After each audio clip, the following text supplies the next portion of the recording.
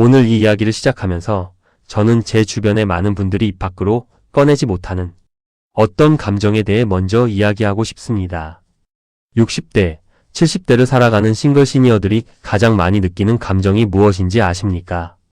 외로움이라고 생각하시는 분들이 많겠지만 제가 수많은 분들과 대화를 나누고 직접 경험을 통해 느낀 것은 조금 다릅니다. 그것은 바로 다시 상처받는 것에 대한 두려움입니다.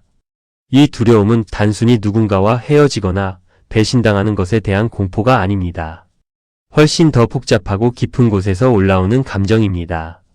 수십 년을 살아오면서 사랑도 해보고 실망도 해보고 때로는 깊이 무너지는 경험도 해본 사람들이 다시 누군가에게 마음을 열어야 하는 상황에 놓였을 때 느끼는 그 두려움은 젊은 시절의 두려움과는 차원이 다릅니다. 젊을 때는 상처를 받아도 회복할 수 있다는 믿음이 있었습니다. 시간이 지나면 다시 일어설 수 있다는 근거 없는 자신감이 있었지요. 하지만 인생의 후반부에 서 있는 지금 많은 분들이 이렇게 생각합니다. 이 나이에 또 상처를 받으면 내가 버텨낼 수 있을까? 이 나이에 다시 혼자가 되면 그 공허함을 감당할 수 있을까? 이 생각이 새로운 관계를 향한 발걸음을 멈추게 만드는 가장 강력한 힘입니다. 저는 이것이 매우 자연스러운 감정이라고 생각합니다. 오히려 이 감정을 느끼지 못하는 사람이 이상한 것입니다. 살면서 겪어온 모든 경험들이 우리를 더 신중하게 만들고 더 조심스럽게 만드는 것은 지극히 당연한 일입니다. 하지만 문제는 이 두려움이 지나치게 커져서 관계 자체를 포기하게 만들 때 발생합니다. 제가 알고 지내는 한 분은 남편과 사별한 후 7년을 혼자 사셨습니다. 주변에서 좋은 분들을 소개해 주려고 해도 번번이 거절하셨습니다. 처음에는 남편을 그리워하기 때문이라고 하셨는데 시간이 지나면서 솔직하게 털어놓으신 것이 있었습니다. 사실은 다시 누군가를 사랑했다가 또 먼저 보내는 경험이 두렵다고 하셨습니다. 이미 한 번의 이별을 경험한 분이 또 다른 이별을 준비하는 것이 얼마나 힘든 일인지 저는 그 말을 들으면서 깊이 이해할 수 있었습니다. 또 다른 분은 이혼 후 새로운 관계를 시작했다가 상대방이 자신을 이용했다는 것을 뒤늦게 알게 되셨습니다. 재산 문제로 힘든 시간을 보내신 후 그분은 이제 완전히 마음을 닫아버리셨습니다. 사람을 믿는 것 자체가 무섭다고 하셨습니다. 이 경우는 단순한 감정적 상처를 넘어서 현실적인 피해까지 입으신 경우라 그 두려움이 더욱 깊을 수밖에 없습니다. 시니어 싱글들이 두려워하는 것들을 좀 더 구체적으로 살펴보면 여러 가지가 있습니다. 첫째는 앞서 말씀드린 감정적 상처에 대한 두려움입니다. 둘째는 자신의 일상과 독립성을 잃는 것에 대한 두려움입니다. 오랜 시간 혼자 살면서 자기만의 리듬과 생활 방식을 만들어 온 분들은 누군가와 그것을 나눠야 한다는 사실 자체가 부담스러울 수 있습니다. 셋째는 자녀들의 반응에 대한 두려움입니다. 부모가 새로운 관계를 시작할 때 자녀들이 어떻게 반응할지, 혹시 유산 문제나 가족 관계가 복잡해지지는 않을지 걱정하시는 분들이 정말 많습니다. 넷째는 신체적인 부분에 대한 두려움입니다. 젊었을 때와 달리 달라진 몸, 건강 문제, 외모에 대한 자신감 저하가 새로운 관계를 시작하는데 큰 걸림돌이 됩니다. 다섯째는 경제적인 부분에 대한 두려움입니다. 특히 여성 시니어, 싱글들 사이에서는 상대방이 재산을 노리는 것은 아닐까 하는 걱정이 상당히 큽니다. 반대로 남성 시니어, 싱글들 중에는 새로운 관계가 경제적 부담으로 이어지지 않을까 걱정하시는 분들도 계십니다. 이 모든 두려움의 공통점은 통제할 수 없다는 느낌에서 비롯된다는 것입니다. 젊었을 때는 설령 잘못된 선택을 해도 수정할 시간이 있다고 느꼈습니다. 하지만 인생의 후반부에서는 시간이 유한하다는 것을 너무나 잘 알고 있기 때문에 잘못된 선택을 할 여유가 없다고 느끼는 것입니다. 그렇다면 이 두려움을 어떻게 바라봐야 할까요? 저는 이 두려움을 없애려고 노력하는 것보다 이 두려움과 함께 살아가는 법을 배우는 것이 더 현명하다고 생각합니다. 두려움이 있다는 것은 아직 살아있다는 증거이고 아직 상처받을 수 있는 감수성이 살아있다는 증거입니다. 그 감수성이 바로 새로운 관계를 만들어갈 수 있는 토대가 됩니다. 중요한 것은 두려움을 인정하되 그것이 모든 결정을 지배하게 내버려 두지 않는 것입니다. 두려움이 있음에도 불구하고 한 발짝 앞으로 내딛는 용기, 그것이 시니어 싱글들에게 필요한 진짜 힘입니다. 그리고 그 용기는 젊은 시절의 무모한 용기가 아니라 삶의 경험에서 우러나오는 단단하고 지혜로운 용기여야 합니다. 두려움을 느끼면서도 관계를 향해 나아가는 사람과 두려움 때문에 완전히 문을 닫아버리는 사람 사이에는 나중에 엄청난 차이가 생깁니다. 전자는 설령 상처를 받더라도 살아있는 시간을 충만하게 채울 수 있습니다. 후자는 상처는 피할 수 있을지 모르지만 점점 더 깊은 고독 속으로 빠져들게 됩니다. 다음에는 이 두려움을 실제로 어떻게 다루고 관리할 수 있는지에 대해 더 구체적인 이야기를 나눠보겠습니다. 지금 이 순간 혼자서 이 두려움을 안고 계신 분들께 한 가지만 말씀드리고 싶습니다. 당신이 느끼는 그 감정은 절대로 이상한 것이 아닙니다. 그것은 오히려 당신이 얼마나 진지하게 삶을 살아왔는지를 보여주는 증거입니다. 앞서 우리는 시니어 싱글들이 가장 깊이 두려워하는 감정에 대해 이야기했습니다. 이제 저는 그 두려움을 실제로 어떻게 다루고 어떻게 현명하게 관계를 향해 나아갈 수 있는지에 대해 이야기하려고 합니다. 머릿속으로는 알고 있지만 몸이 움직이지 않는 그 간극을 어떻게 메울 수 있는지 제가 직접 보고 듣고 경험한 것들을 바탕으로 솔직하게 풀어보겠습니다. 두려움을 다루는 첫 번째 방법은 그 두려움의 정체를 정확히 파악하는 것입니다. 막연하게 두렵다고 느끼는 것과 무엇이 구체적으로 두려운지를 아는 것은 완전히 다릅니다. 많은 분들이 그냥 새로운 관계가 두렵다고 말씀하시는데 막상 천천히 들여다보면 두려움의 실체가 훨씬 더 구체적입니다. 상대방이 나를 있는 그대로 받아들이지 않을까봐 두렵다거나 내 과거가 부담이 될까봐 두렵다거나 혹은 지금의 편안한 일상이 무너질까봐 두렵다는 식으로 나뉩니다. 이렇게 두려움을 구체화하면 한 가지 놀라운 일이 벌어집니다. 두려움이 조금 작아지기 시작합니다. 거대하고 막연한 공포는 압도적이지만 구체적이고 명확한 걱정은 실제로 대처할 수 있는 문제가 됩니다. 내가 두려워하는 것이 상대방의 거절이라면 거절을 받았을 때 내가 어떻게 반응할지 미리 생각해 볼 수 있습니다. 내가 두려워하는 것이 경제적 문제라면 관계를 시작하기 전에 어떤 기준과 원칙을 세울지 미리 정해둘 수 있습니다. 두려움을 다루는 두 번째 방법은 관계에 대한 기대치를 새롭게 정립하는 것입니다. 시니어 싱글들이 새로운 관계를 두려워하는 이유 중 하나는 젊었을 때의 관계 방식을 그대로 가져오기 때문입니다. 완전히 하나가 되어야 한다거나 모든 것을 함께해야 한다거나 상대방이 내 모든 감정을 이해해 주어야 한다는 기대를 가지고 시작하면 처음부터 부담이 너무 큽니다. 인생의 후반부에서 맺는 관계는 다른 방식으로 접근해야 합니다. 완전한 합일보다는 적절한 거리감을 유지하면서 서로를 존중하는 관계, 모든 것을 나누기보다는 필요한 부분에서 서로 힘이 되어주는 관계, 상대방을 바꾸려 하기보다는 있는 그대로 받아들이는 관계가 훨씬 더 현실적이고 오래 지속됩니다. 이런 방식의 관계는 두려움도 훨씬 적습니다. 내가 모든 것을 내어주어야 한다는 압박이 없기 때문입니다. 세 번째 방법은 작은 것부터 시작하는 것입니다. 많은 분들이 새로운 관계를 시작하는 것을 마치 엄청난 결단처럼 생각합니다. 하지만 관계는 결단으로 시작하는 것이 아니라 작은 연결들이 쌓여서 만들어지는 것입니다. 처음부터 진지한 만남을 목표로 삼기보다는 가벼운 대화에서 시작하고 그 대화가 편안해지면 함께 차 한 잔을 나누고 그것이 자연스러워지면 조금 더 깊은 이야기를 나누는 방식으로 천천히 쌓아가는 것이 훨씬 덜 두렵습니다. 이렇게 단계적으로 접근하면 중간에 불편함이 느껴질 때 언제든지 속도를 조절할 수 있습니다. 관계가 진행되는 속도를 내가 통제할 수 있다는 느낌이 생기면 두려움이 현저히 줄어듭니다. 상대방도 마찬가지입니다.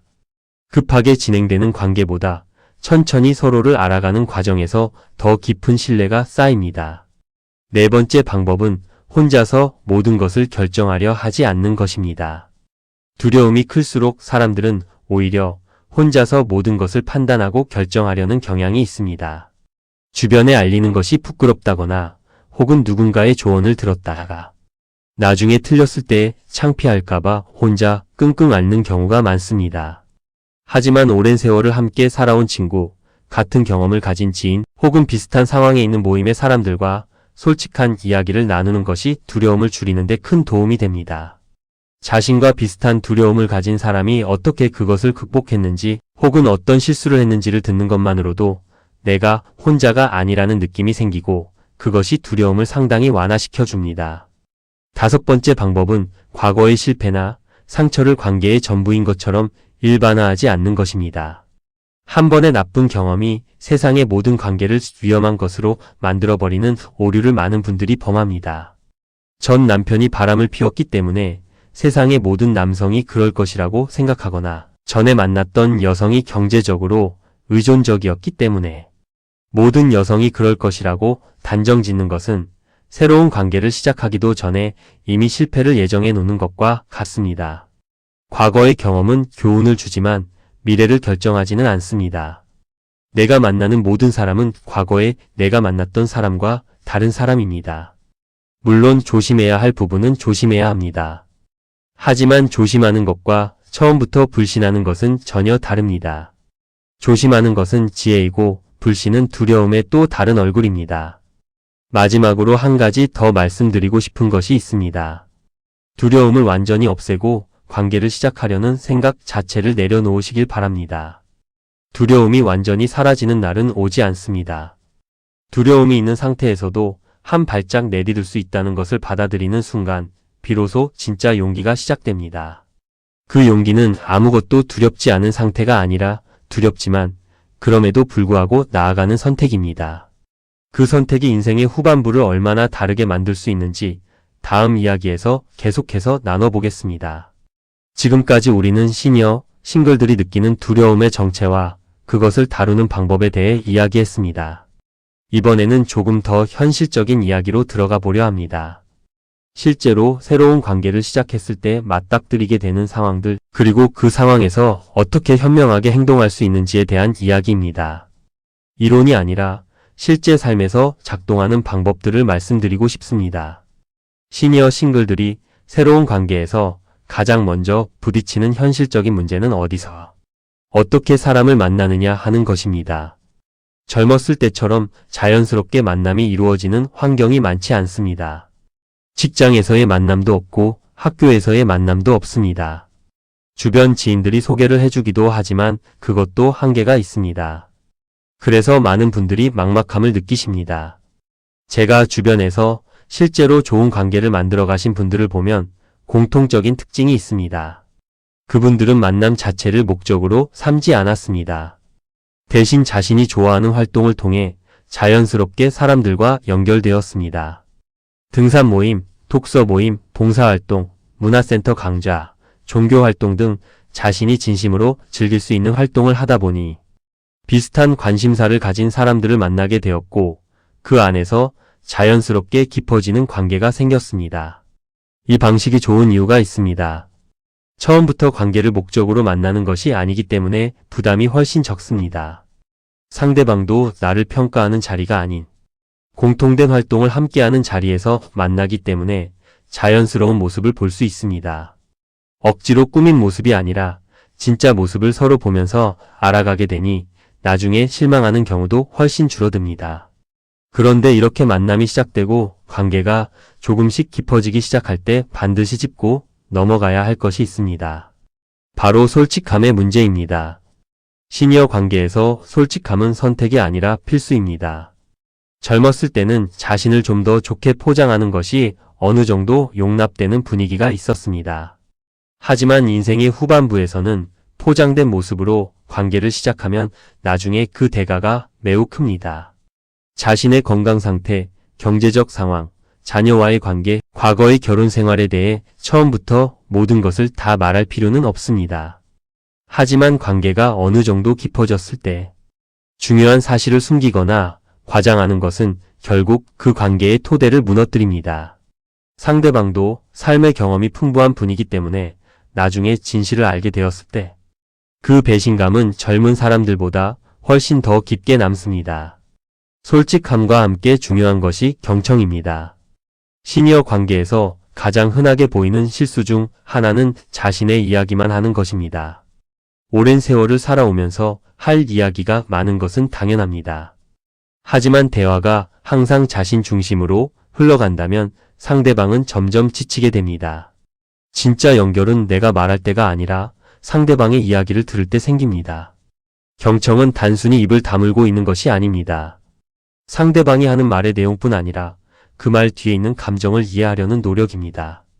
이 나이에 새로운 관계를 시작한다는 것은 서로가 각자의 긴 삶을 가지고 왔다는 의미입니다.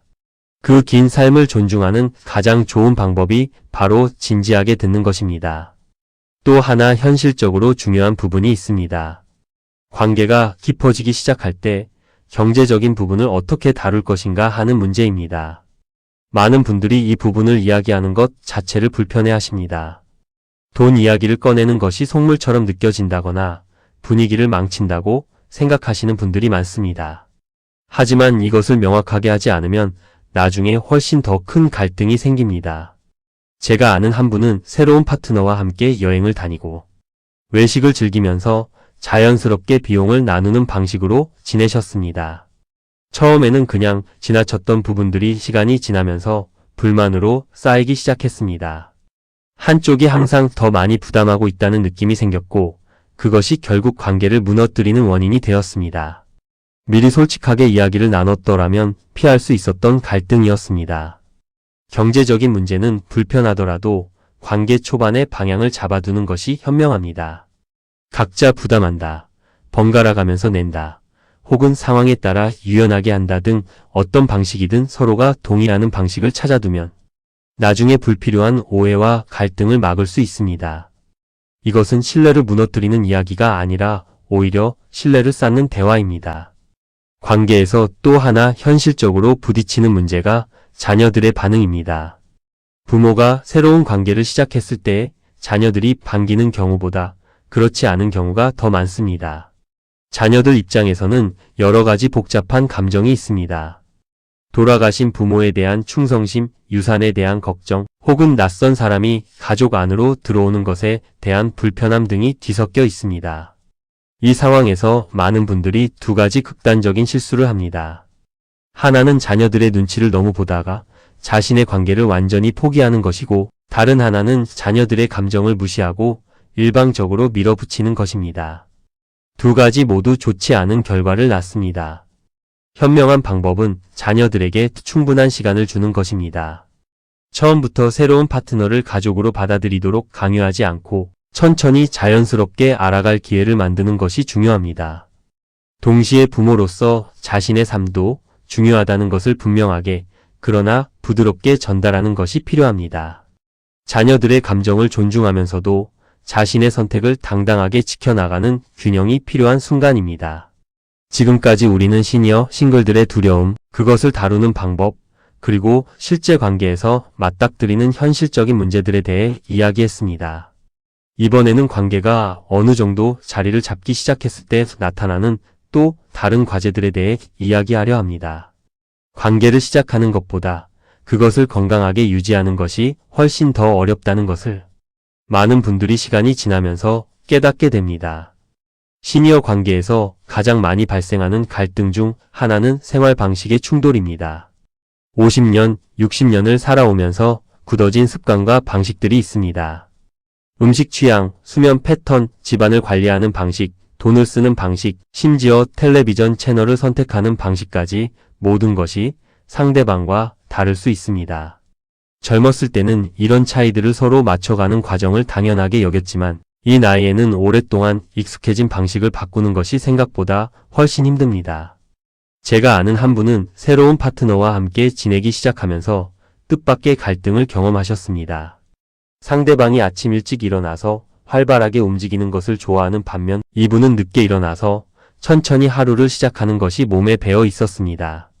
처음에는 사소한 문제처럼 보였지만 매일 반복되면서 서로에 대한 불만이 쌓이기 시작했고 결국 이것이 더 큰 갈등의 불씨가 되었습니다. 이런 상황에서 중요한 것은 상대방의 방식을 틀렸다고 보지 않는 시각입니다.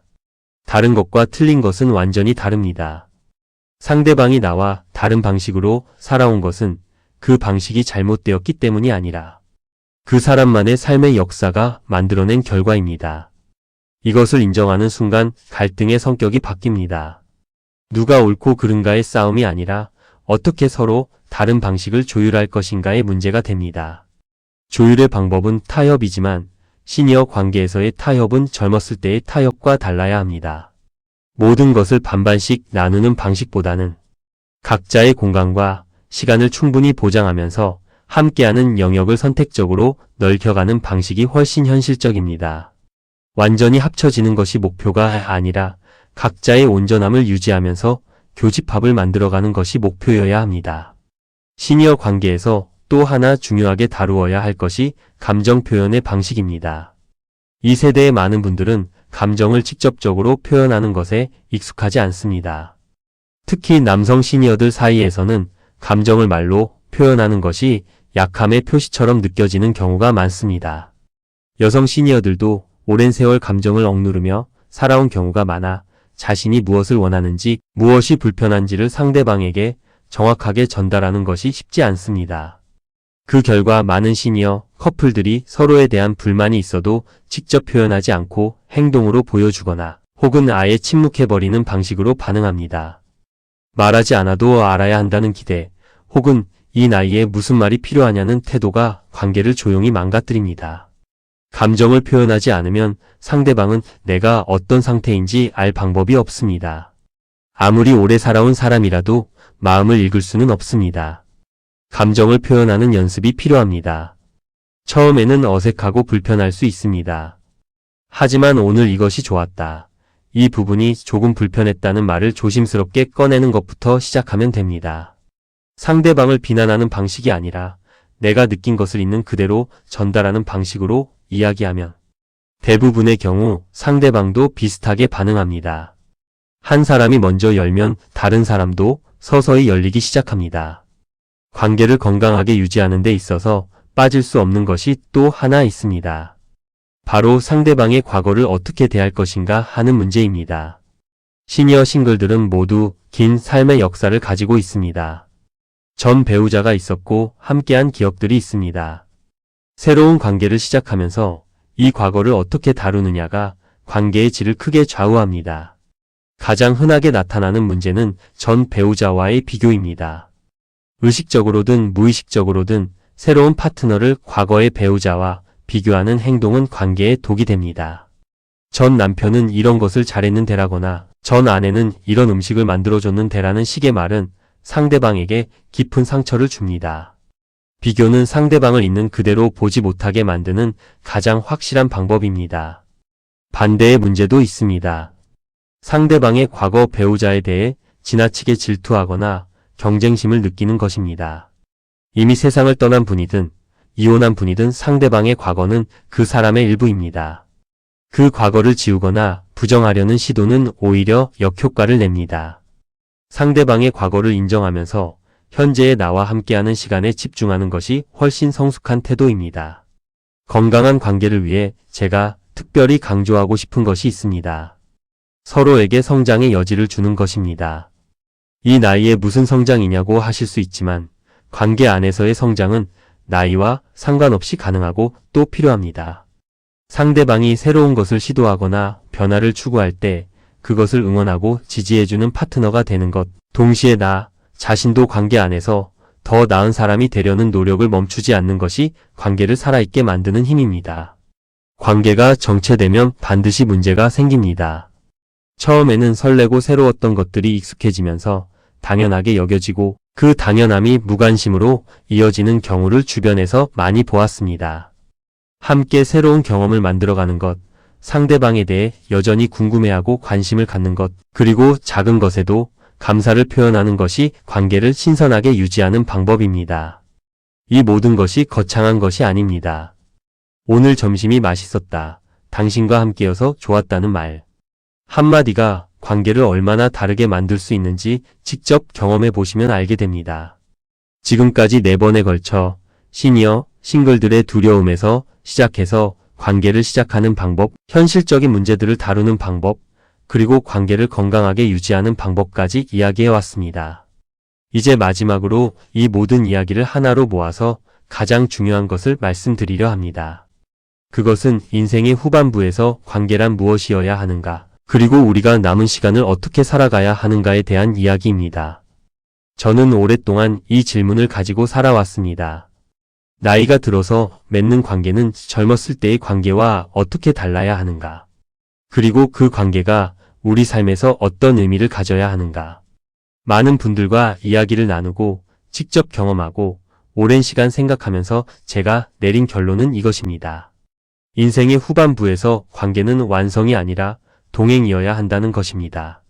젊었을 때 우리는 관계를 통해 무언가를 완성하려 했습니다. 완벽한 가정을 만들고 사회적으로 인정받는 삶을 꾸리고 자녀를 키우고 경제적 안정을 이루는 것들이 관계의 목적이었습니다. 하지만 인생의 후반부에서는 그런 목적들이 대부분 이미 지나간 이야기입니다. 자녀들은 자랐고 직업적 목표는 마무리되었으며 사회적 역할도 많이 내려놓은 상태입니다. 이 시기에 새로운 관계를 시작한다는 것은 무언가를 완성하기 위해서가 아니라 남은 시간을 혼자가 아닌 누군가와 함께 걷기 위해서입니다. 동행이라는 말을 저는 매우 중요하게 생각합니다. 동행은 서로가 같은 속도로 같은 방향을 향해 걸어가야 한다는 의미가 아닙니다. 때로는 속도가 다를 수 있고 때로는 잠시 다른 방향을 바라볼 수도 있습니다. 하지만 결국 서로의 곁에 있다는 것, 상대방이 힘들 때 옆에서 함께 있어줄 수 있다는 것, 그것이 동행의 본질입니다. 이 동행의 가치를 이해하는 사람만이 시니어 관계에서 진짜 의미 있는 연결을 만들어낼 수 있습니다. 제가 깊이 존경하는 한 분이 계십니다. 70대 중반에 혼자가 되신 후 몇 년을 지내시다가 새로운 분을 만나셨습니다. 두 분 모두 건강이 완전하지 않으셨고 경제적으로도 넉넉하지 않으셨습니다. 자녀들도 처음에는 반대했습니다. 하지만 두 분은 서로에게 필요한 것이 화려한 무언가가 아니라 그냥 매일 아침 안녕하냐고 물어봐줄 사람이라는 것을 알고 계셨습니다.